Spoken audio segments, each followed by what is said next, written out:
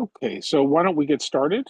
Um, this webinar, my name is Chris Yule. I'm the VP of Sales and Strategy. I'll be introducing you to Oscar Jones, who is our CISO and resident security expert.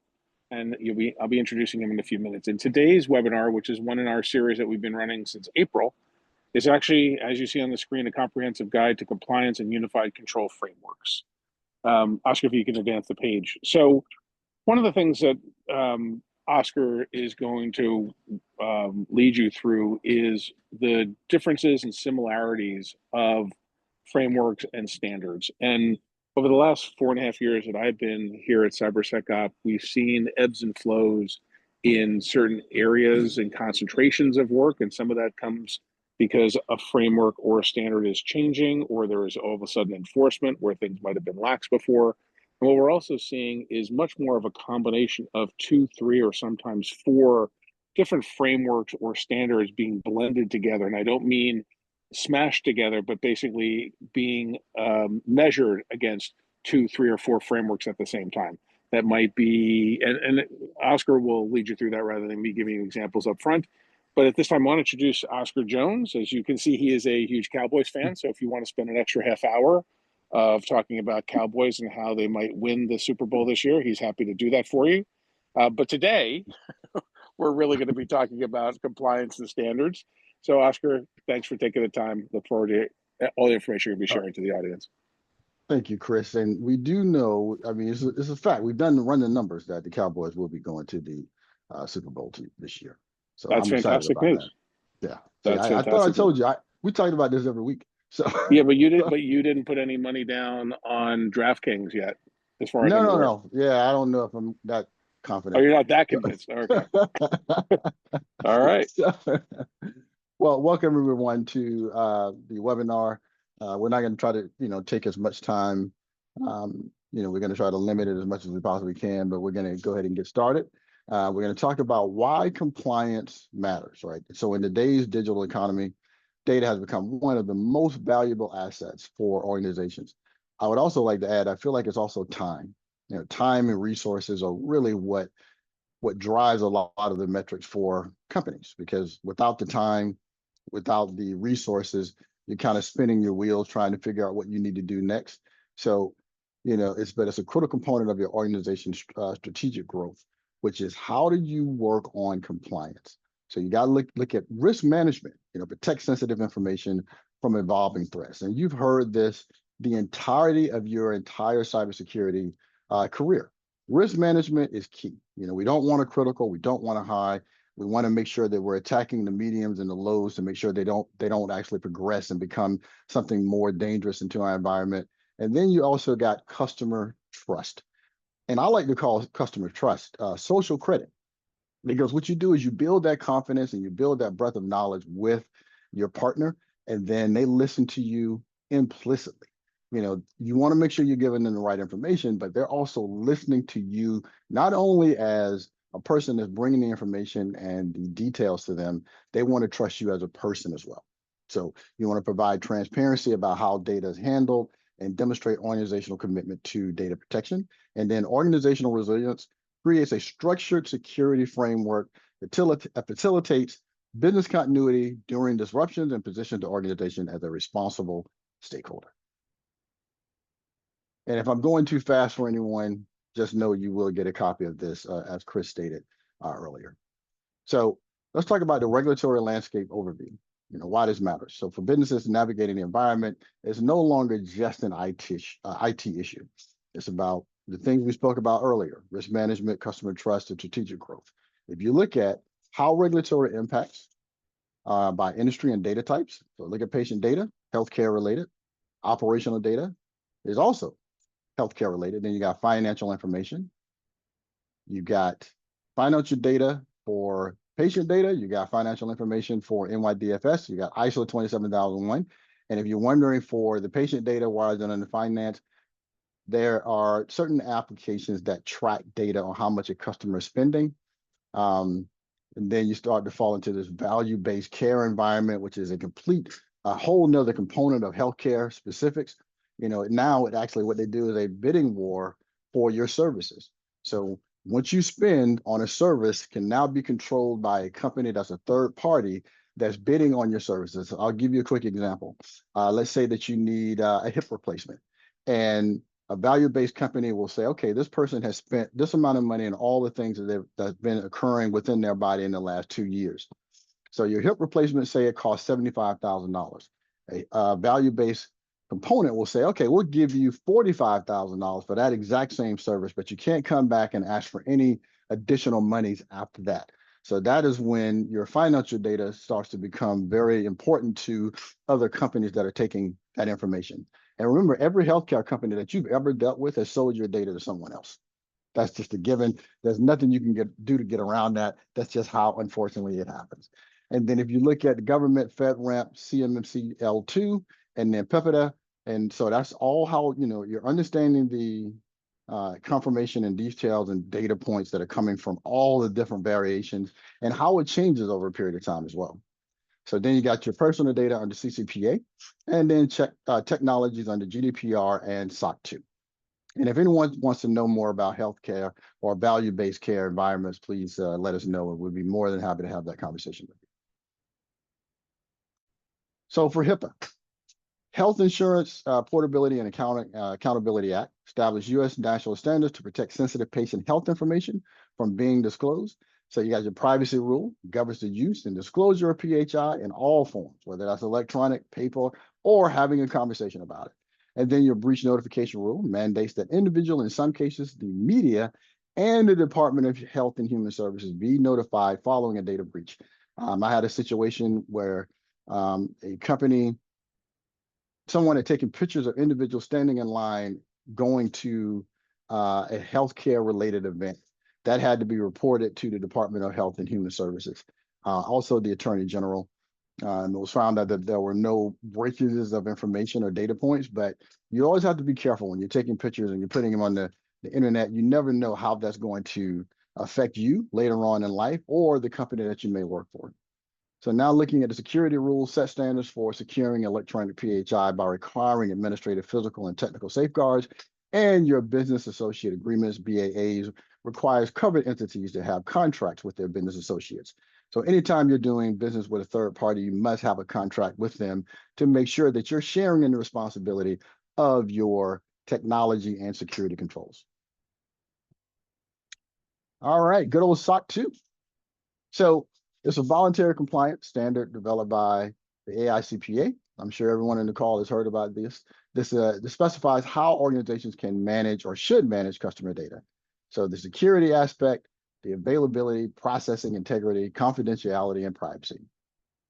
We're going to go into a little bit more detailed as we go through the list, but because we have 25 slides, and I also want to give everyone a couple of minutes at the end if they have any questions or thoughts or concerns, that you'll be more than you'll have the time to ask those questions. ISO 27001, been around for years. I took the class and became certified in 1997. That tells you how long I've been doing this. But it's a leading international standard for information security, providing a framework to establish, implement, maintain, and improve security management systems. It's more of a European standard, but I've seen it more and more happening here in the US, and I think it's going to become even more prevalent. It started off at 1799 and then went to 27001, then 2013, now you're at 2022. So in the next 6 or 7 years, you'll see the new standard for 2028, 2029. But this one covers, establishing security policies and procedures, implementing controls to protect data and information, maintaining and continuously improving security, and also managing security risk. So your organizational controls, 37 of those, your physical controls are 14, people controls 8, and technology controls another 34. And, it's funny, I've seen where a lot of the physical controls are kind of shrinking in number because a lot of us still work either remotely or a hybrid schedule. And because of that, security controls are dropping on the metrics. So people aren't watching those, but I still think those are extremely important, because if someone were to come into your building and there were no controls to stop them from going anywhere or taking data, then you most likely fail your audit. So I do think it has to be maintained, but I can see that a lot of the controls that we are now dealing with don't deal with them in such a cohesive manner as they used to. And the questions have also changed as well. I think they lowered the parameters of how you can answer those questions. I think I want to reword one of the things you mentioned about ISO 27001 Oscar 2 is Mhm. for those that are domestically international client, Mhm. providers or customers, this is actually one of the best standards because it addresses everything that you need here in the States for your US customers and it handles those internationally. CyberSecOp, for example, is ISO 27001 certified for just that reason. So it does check off all the right boxes from a security perspective for organizations, regardless of what country they are in, even if we are here based here in the United States. Yes. Thank you, Chris. I appreciate that, sir. All right, good old GDPR, General Data Protection Regulation. I remember when it first came out a few years ago, people were terrified of it. A lot of people are still terrified of it because we don't really do GDPR a lot here in the US. It's more for the European Union, but you can be affected by GDPR. If you're walking by, and I've given this example before, walking by the Champs-Elysees and someone takes a picture and tags you in that photo, you can always say that your information and data, your protection is now being violated. And that individual has to take that information down per your request because they did not get your agreement on allowing that information to be shared. So it's really about lawfulness, fairness, and transparency. Purpose limitation. Data must be collected for specified, explicit, and legitimate purposes. You can't just take a picture just to be taking it and then post the data. Data collected must be adequate and relevant. Data must be accurate and kept up to date. And then the storage limitation. It should be kept no longer than necessary.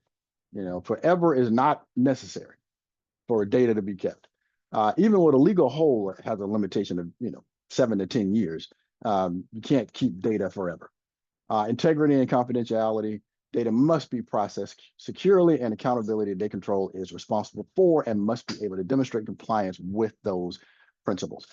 Just a quick side note, when GDPR actually kicked off, a little bit over 225,000 companies closed because they know they would not be able to adhere to the regulations and standards by GDPR, and those companies never came back.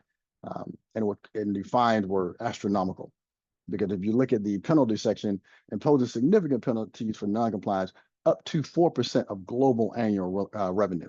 So if you think about someone like an Apple, who is, I think they're worth $3 trillion now, 4% hurts a little bit, just a little. So just think about that for the regular person. Go ahead, Chris. Oscar, can you also mention why and how higher education has adopted GDPR as one of their, no, Mhm. excuse me, that's GLBA. I apologize. Oh, it's okay. GDPR, though, also has come into place for higher education, specifically for those mostly universities that are actually servicing international students because they have those same rights from within the higher ed space as well. So if you've got students coming in from China or England or Germany here in the colleges and universities here, they are held by the same standards, so the schools have to adopt that. Oscar will cover GLBA later on, but the GDPR does apply in that sense as well. Yeah, no, I thank you for mentioning that. You stole my thought, so that's okay. But yeah, there are a lot of international students that are affected by this. So yeah, we'll cover that as we move forward. All right, the PEPIDA, Personal Information Protection and Electronic Documents Act. It's a Canadian federal privacy law for private sector organizations that governs how business handle personal information in the course of commercial activities. Accountability, pretty much the same. I won't even go through the list, but it's really all of the data points, all of the frameworks. At the end of the day, they do the same thing. They want to protect your data. They want to protect your customers' data. They want to make sure that your internal data is safe. They want to make sure that data is not being, just parsed out and given out like free cookies by the Girl Scouts. They don't actually give out cookies now. They sell them, but still, it's really about how your data is being handled. If you go to a restaurant and someone's making food and you notice that they're not washing their hands, you're not going to eat that food because you deemed it not to be up to your standards. Same thing with all of the frameworks. It has to be up to a certain standard in order for it to be viable. If it's not, then you're going to fail any assessment process, any auditing process. And that's really the goal of it and how it all prepares itself to be disseminated to everyone, on a daily basis. You got to be able to understand the data, but it's got to make sense. And the correlation points have to make sense for everyone who's involved in it. All right, NYDFS regulations to ensure safety and soundness of New York's financial services industry and protects its customer from cyber threats. So again, as you see, there's a theme here. All of the themes are the same. Have a program, test your environment, whether it be internally or a third party driven. Have a CISO on your team, whether that be a virtual CISO or an actual physical person there that's full time. Have an audit trail. Make sure you have your auditing and your monitoring logging turned on when you're looking at certain environments, especially within the cloud environment, so you can actually find out, whether or not Chris is making changes to data points in the middle of the night that he wouldn't normally do. Look at that information. Look at behavioral analytics and looking at incident response plans. You got to have a plan. If you don't have a plan, it doesn't exist. It's never happened before. So you got to have the data points ready to be able to be discussed quickly, and it's got to be understood by the masses. And then data encryption, encrypt non-public information both in transit and in rest. And it's fun. I feel like I've been talking about this for about 30 years, and a lot of companies still don't do both. They still don't. They don't encrypt the data. Either they do it in transit and they don't do it at rest, or they do it at rest and they don't do it in transit. And I'm sure it blows people's mind to actually hear that, but it does happen. We see it on a daily basis. Yeah, I mean, I think the thing to kind of add to this, to add some additional perspective, is employees and security awareness training is kind of your first line of defense. All of the protections that you would put on your infrastructure kind of come second. And then if somehow a threat actor gets through all that, the ability to recover is your only out of short of paying the ransom. And we see this time after time. We sadly gain customers on weekends where they've been breached. They look up Google or go to Gartner and find that we provide incident response services, and we go through the Q&A period during those really high stress times. They have not encrypted anything. They didn't back up anything. They don't have a secondary copy. And then we had one client that said they had everything backed up, but they left administrative capabilities open. So the threat actor came in and actually deleted all their copies and their backups. So they did go through the 99% of the step, but missed the protective nature of it. So these backups are critically important, and make sure that they can be rehydrated and refreshed. Not just the fact that you've got a pile of tapes, if that's still how you do it, or a cloud instance, but you've never actually tried to recover and never tried to see how fresh that might be. So it's a huge point, Oscar. Thanks for pointing it out. Yeah, no problem at all, sir. And CCPA, it's funny. I every time I see it, I always smile because I know a lot more states are coming up with their own privacy policies. Texas is working on theirs. New York already has NYDFS. Illinois is coming up with theirs. Florida has their own privacy act. So if you're doing business in any of these, states, you're going to have or be adhere to CCPA. And then CPRA, which is something that's been around for about 6 to 7 months now, they're actually building on even more rights. So looking at the data points, trying to make sure you understand them before you do business in those areas is extremely important. You got to know, where you are, who you're selling to. I was just having a conversation with a company who there was a potential issue where the customer was sending out text messages during the dark hours. So they were sending out text before 8 a.m. and it was a potential they were going to be fined $14.5 million. But it was found that the company that they were actually utilizing their data points to actually send out the text was supposed to be under all of the controls. And so because they didn't do anything, the company didn't have to pay the fine, which, $14 million is a lot of money, but somebody's going to have to pay something because it looks like it's going to be turned into a class action lawsuit.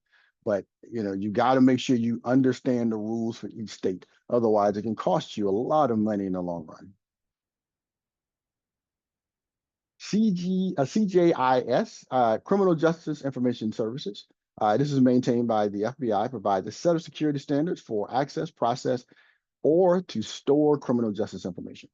So again, you see the pattern here: information exchange, identification. Hey, are you who you say you are? training to protect that data from authorized access, measures to protect physical access, incident response, system protection, access controls, and NIST mapping. And as you notice that, physical protection is mentioned, but it's really not a lot of, parameters set on that. But I think it's something that we still need to think about. We talk about information technology, we talk about cybersecurity, but if I don't control that protection physically, then none of that matters because I'm not doing the baseline of what I need to be doing to make sure that the information is not going to fall into the wrong individual's hands. So CMMC level 2 is a critical tier for Department of Defense contractors designed to protect CUI, controlled unclassified information. So if you look at the key requirements, NIST 800-171 compliance requires full implementation of 110 security controls and focus on CUI. It's tailored for organizations that handle CUI with more comprehensive security practices than level 1. So if you look at, basic, intermediate, advanced, and organizationally defined, it's all about doing more with less. So because level 1 is fairly simple, we could probably pass it in about maybe a day, maybe a couple of days. Level 2 requires you to actually be able to answer the questions that you need in order to actually get things done and actually prove that you have the controls in place. So I won't spend a lot of time on this one because I want to make sure we finish up, and we've got about 7 minutes. So then within FedRAMP, this is based on FIPS 199 standard. It focuses on ensuring the following key attributes: confidentiality, integrity, and availability. I am sure that we've heard that the entirety of our cybersecurity careers. Really, CIA is really the standard that we all follow. That is what we put on our documentation. That's the conversations that we have with customers. What are those impact levels? Low impact, moderate impact, and high impact. I won't go into those because we all know what those are. Low is low, medium, moderate is medium, and high is high. Now, what's the level of issues that we're going to have to deal with, and are they going to be catastrophic? Now, here's the compliance challenge. Complex regulatory landscape. Each standard has a unique focus, overlapping controls. Different regulations often have similar or duplicate requirements. This is why we start talking about crosswalking. How do they all fit together? If you think about all frameworks and you think about all the controls within the frameworks, they are very, very similar in connection point. And that's a good thing, but there are some fundamental differences within those controls as well. So you just got to make sure that when you're doing compliance, that you know what fits into which next component. That's the key. So resource constraints, we're always going to deal with resource constraints. We may not have the individual, we may have a full team, but we don't have the people that need the expertise in order to be able to do the job. And then evolving requirements. You're going to always have to continue to learn. I can honestly say that 3 to 4 years ago, no one was talking about AI. In the last year and a half, everyone's talking about AI. So you always have to be ready for the next component, having those conversations as early as you possibly can. AI can do some great things, but it has some issues that are still being worked on. And I mean, it seems like there are new AI components coming out every day. You got DeepSeek, you got OpenAI, you got Grok. You got Copilot. I couldn't name 2% of them in a day. That's how many we have currently out there. So unified compliance framework, a strategic approach that integrates various regulatory requirements into a cohesive structure for more efficient compliance management. So honestly, the one that I would think about that probably did it first would be HITRUST. HITRUST didn't create anything. They just basically pooled in a lot of different compliances all into one. And now HITRUST is one of the more acceptable compliances out there, even though they don't have anything new. I mean, they have been talking about doing cloud systems as a specific review process, but they haven't done that. And I think they've been talking about that for at least 4 years. But with a unified compliance framework, various regulatory requirements, which is really about crosswalking, purpose and the benefits, transforms compliance from disjointed tasks to a harmonized, efficient process, eliminates redundant controls and testing across multiple frameworks, and provides a holistic view of the organization's security posture and enables test once, satisfy many approach for audits. Which, listen, if that will save you time. If you can do that, if you can do one test and satisfy several audits, then you are killing it at that point, because that's the way we would like to see it work out. So we won't go over the common controls areas. What I'll do is I'll send this out to everyone so that they can take a look. Um, we won't talk about the control mapping methodology, because the methodology is very straightforward. Inventory, crosswalk, identify, and harmonize. But once you see the documentation, you'll let us know if you have any additional questions or you'd like to do a deeper dive. And this one just gives you a picture of a sample control framework. How it will look under certain parameters. From HIPAA all the way to FedRAMP. So please take a look at that when you have a moment. And then here's some of the benefits of the unified approach: increased efficiency, simplified audits, comprehensive security, enhanced adaptability, competitive advantage, and transforming of compliance from a cost center perspective into a business enabler. And this one just goes over the implementation strategy. How does it look? Consolidating controls, access current state, identifying the gaps, and develop the reporting. Hey, Oscar, why don't you spend in the last minute or so left a Mhm. little bit about how, I mean, these are some of them are simple, some of them are moderate, some of them are complex, but when Mhm. you're rolling into this and you're in month three, you know, year one or whatever, trying to keep Yeah, everything set is challenging. So talk a little bit yeah. about how a GRC platform helps to keep one, if not like I mentioned, two, three, or four of these kind of squared, and how Yeah. a piece of information or an asset kind of applies to all, yeah, or So blends across all.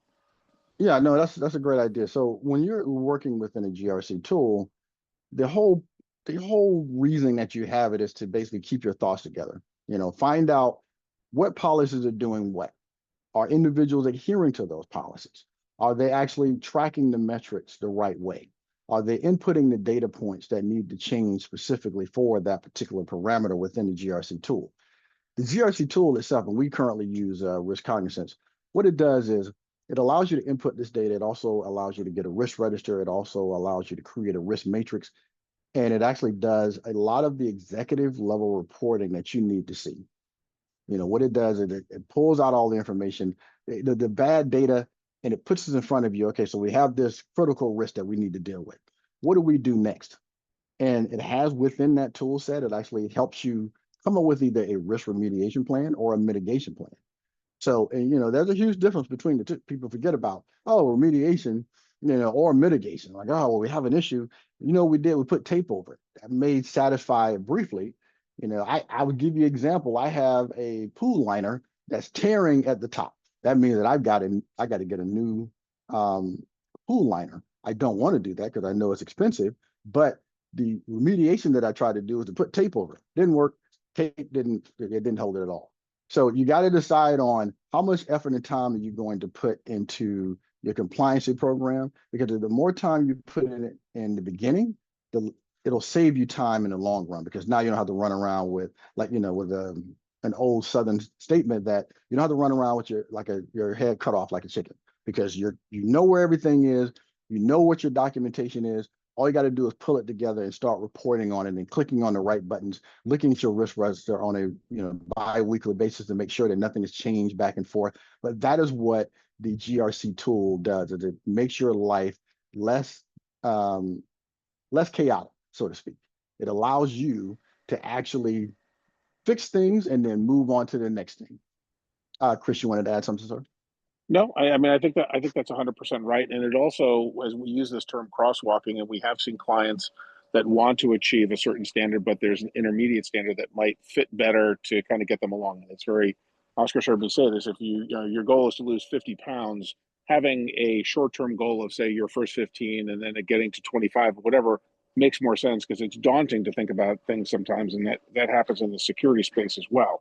So realistically, that ability to crosswalk where you're going to do something like NIST and then you want to get to ISO 27001 or SOC 2, that data still resides, that data still gets applied. But just like a college student transferring, each university and each standard will determine if, in fact, the information that was provided before is valuable to me at 100%, some minor percentage, or not at all.